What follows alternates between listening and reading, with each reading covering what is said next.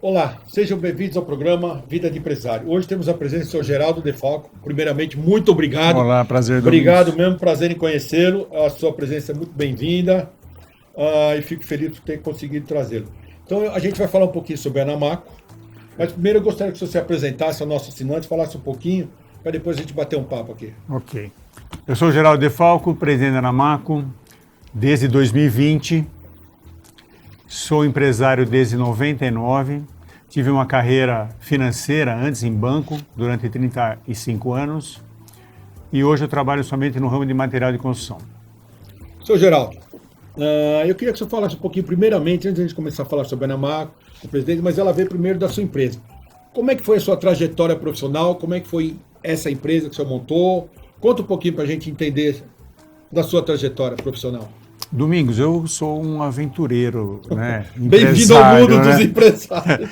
Então, eu sempre tive esse tino empreendedor desde muito jovem. Embora eu estivesse trabalhando no banco, a Caixa Econômica Federal, de lá eu fui conhecendo muitos segmentos, então eu tive reformadora de máquinas primeiro, distribuidora de alimentos, posto de gasolina.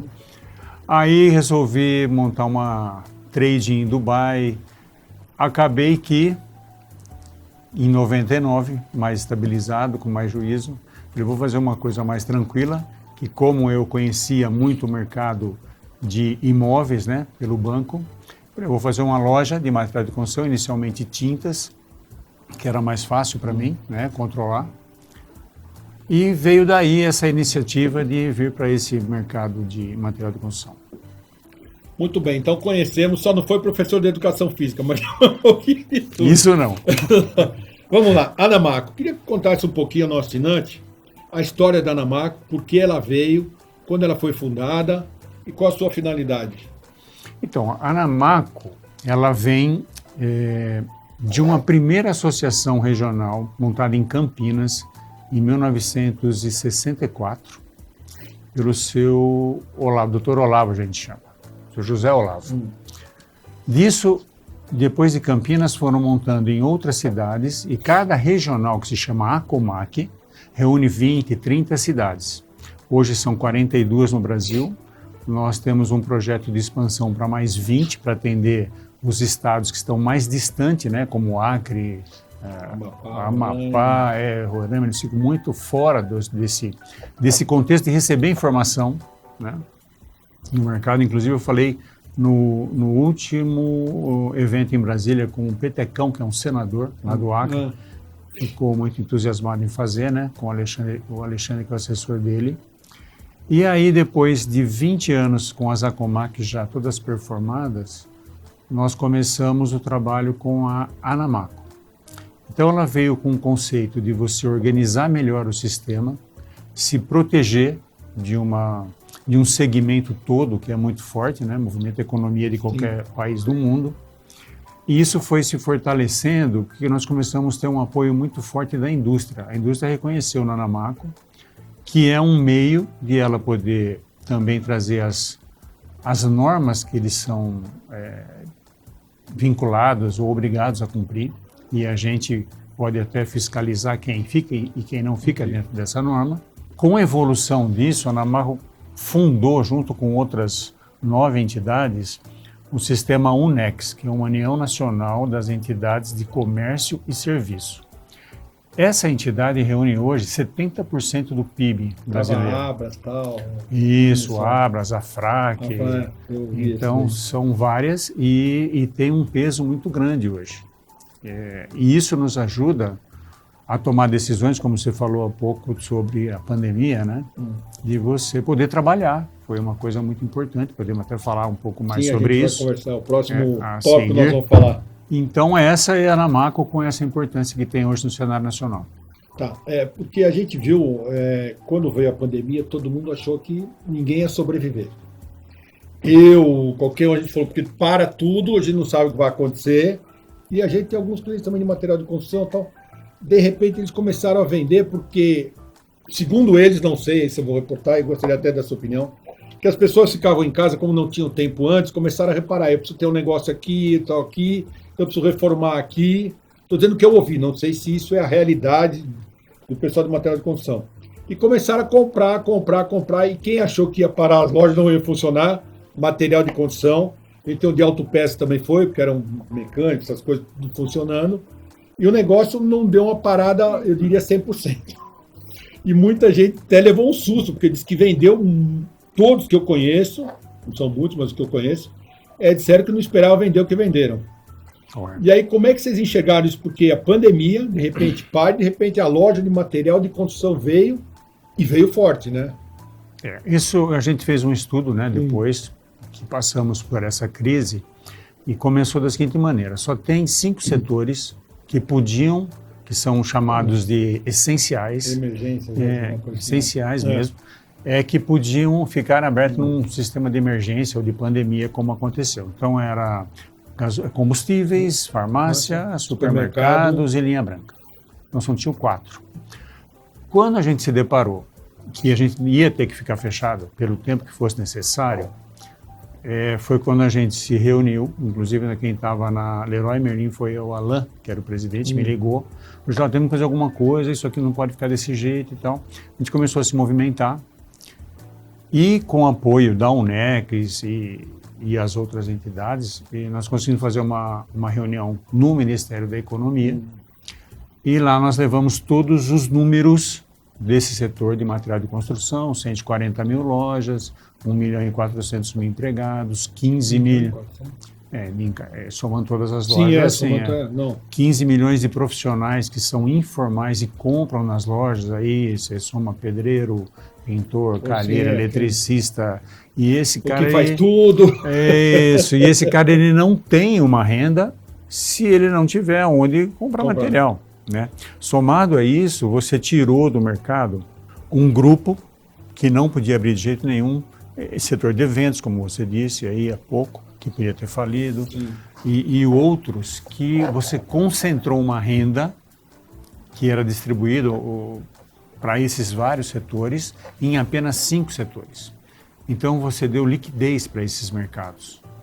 Somado a isso, a pessoa também não podia sair de casa, começou a entrar o home office, e quando você fica muito tempo num ambiente, você começa a notar, né? Começa a te incomodar. Começa a incomodar algumas coisas. Eu quero um conforto em casa, mas essa janela aqui já está velha, quanto tempo que está aqui, eu vou trocar, e aí você precisa daquele profissional que nós falamos que podia ficar parado, né? E ele não tem como sustentar a família dele.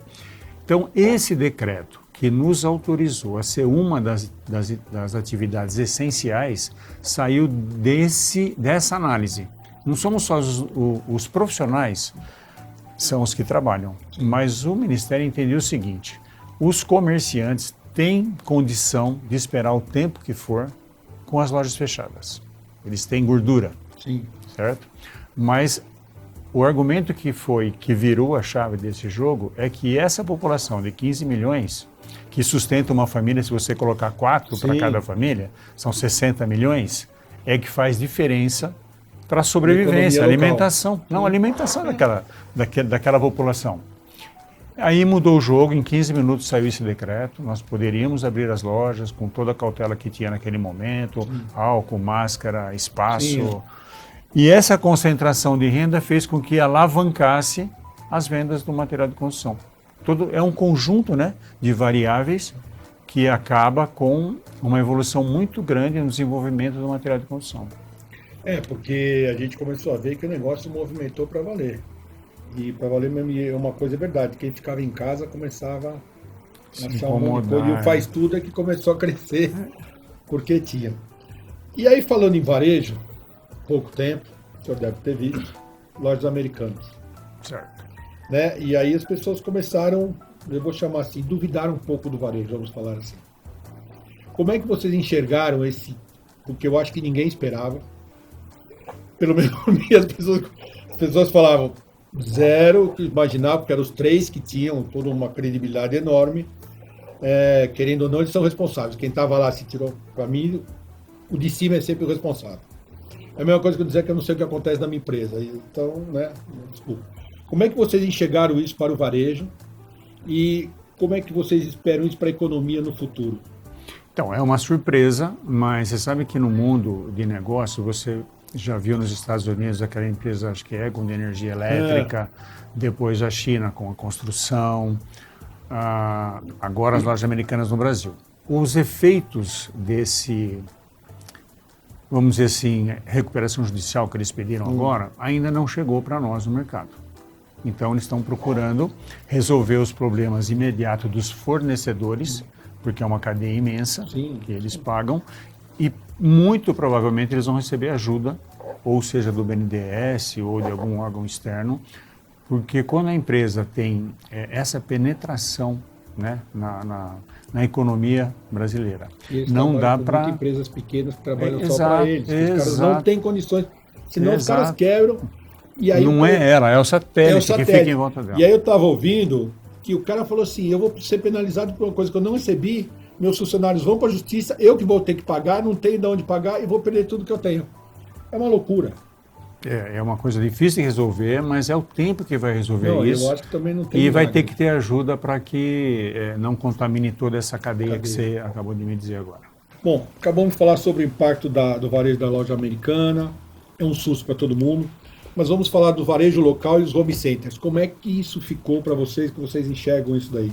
As variáveis que compõem aí esse mercado de grandes home centers e pequenos lojistas, ela tem um diferencial que é o seguinte: nos grandes home centers, você tem aquele espaço enorme, ar-condicionado, estacionamento, conforto, os preços também são compatíveis com essa oferta. Com essa estrutura. Isso, de qualidade. Já os pequenos, que não tem toda essa estrutura, ele tem uma competitividade melhor no varejo local. Tem até um detalhe que a Leroy Merlin ia receber um aporte muito forte para fazer varejo, pequenas lojas de varejo, lojas de bairro, como aconteceu com os supermercados, que acabou sendo interrompido agora, talvez pela mudança de estrutura governamental. Isso. E aí, de repente, parou.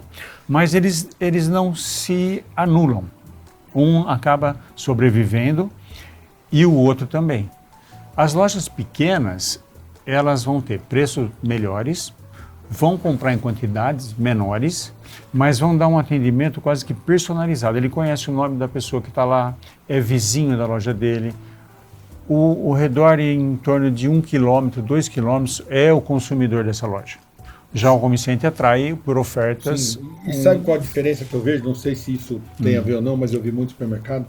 A coisa, os mais antigos vão lembrar, a caderneta.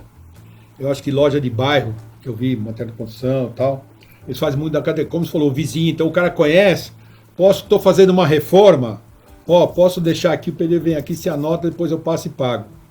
Então, agora, minha opinião, eu acho que isso é um diferencial, porque evita você de ter que ir na loja, comprar mais um pouco, faltou, porque toda reforma a gente sabe como é que é. Não, tem isso, tem muito entendeu? Disso mesmo. Então eu vejo isso, na minha opinião, como um grande diferencial. Você pode pagar até um pouco mais caro, sei lá, mas você tem que sair com o carro para ir buscar e não sei o quê, o cara te entrega lá, tudo bem, o outro também entrega, mas você deixa a caderneta e depois você vai lá e paga.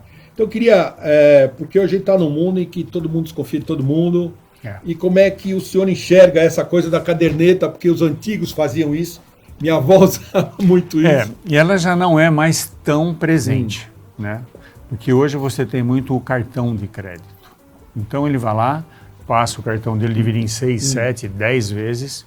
O que tem muito latente nisso é aquele relacionamento onde ele conhece a família, é o filho que vem buscar, ele conhece o pedreiro que sempre presta serviço lá. Então, o relacionamento, ele é mais quente, eu vou dizer. No home center, o relacionamento do cliente e lojista é frio. Então, ele vai lá, compra, vê na prateleira, escolhe, embala, vai embora. Às vezes tem um turnover muito rápido, muito alto do home center. Já na loja de material de construção pequena, você precisa manter, porque ele tem um conhecimento técnico que não dá para você ficar treinando e a pessoa ir embora. Então você retém, porque tem que explicar sobre umidade, sobre química, sobre como usar determinado produto. Escolher a tinta. E não é só, ficou bonito isso aqui, você pode levar. Hoje eu vejo, até conversando com outras áreas tal, isso para mim é uma das coisas mais importantes, são o tratamento que as pessoas oferecem em relação ao consumidor. Porque eu estava vendo nos hospitais hoje, estou falando de humanização, todo mundo hoje está achando que Se eu conseguir fidelizar por esse lado, talvez seja um grande negócio. E aquilo que você falou, conhece a família, conhece o filho cresceu junto, traz e não é fácil. É a fidelização mesmo que vai manter o negócio dele. Vai manter o negócio dele, porque senão ele não tem como competir, eu acho.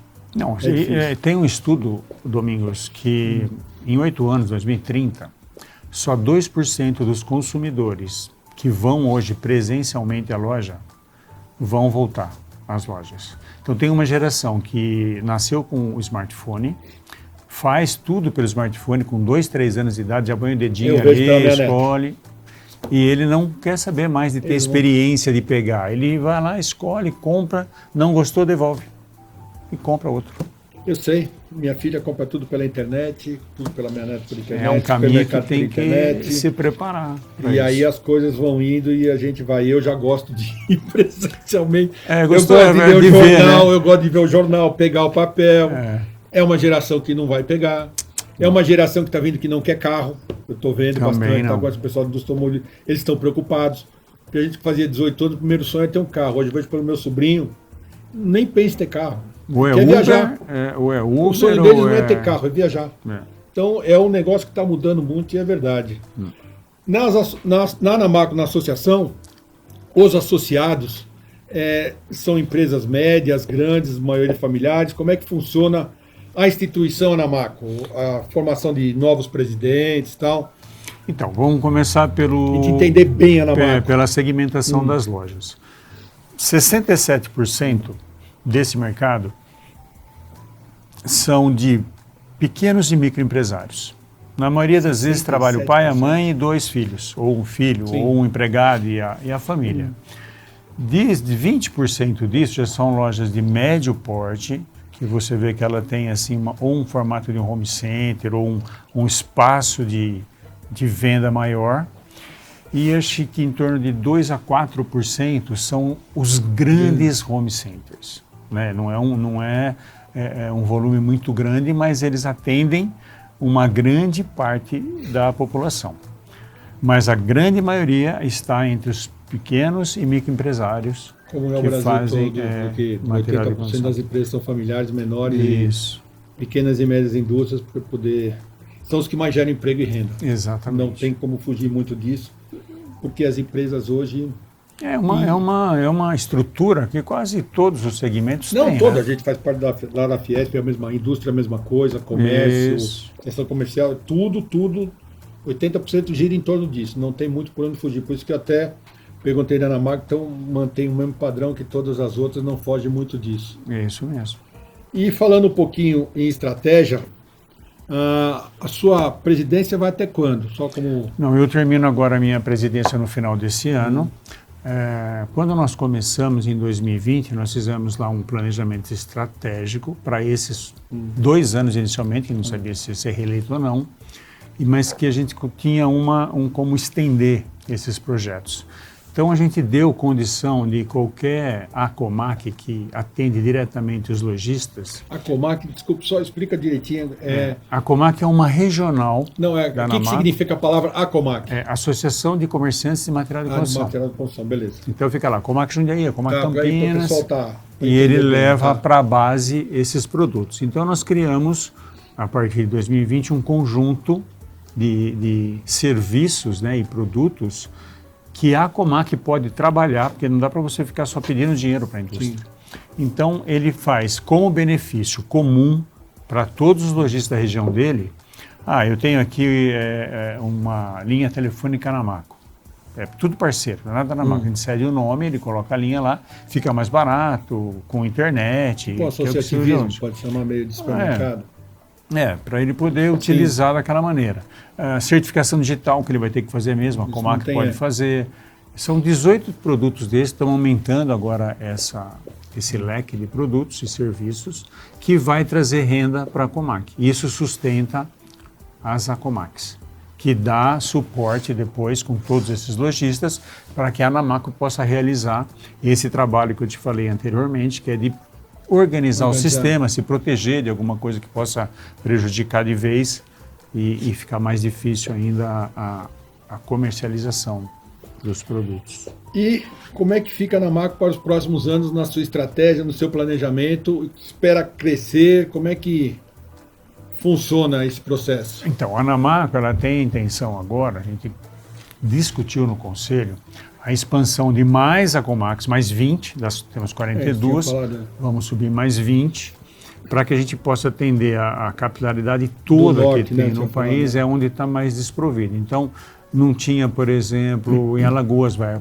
acontecer agora, Pernambuco está sendo desenvolvida, ela existia, mas ela estava inativa, e onde tiver inativa a gente vai recuperar.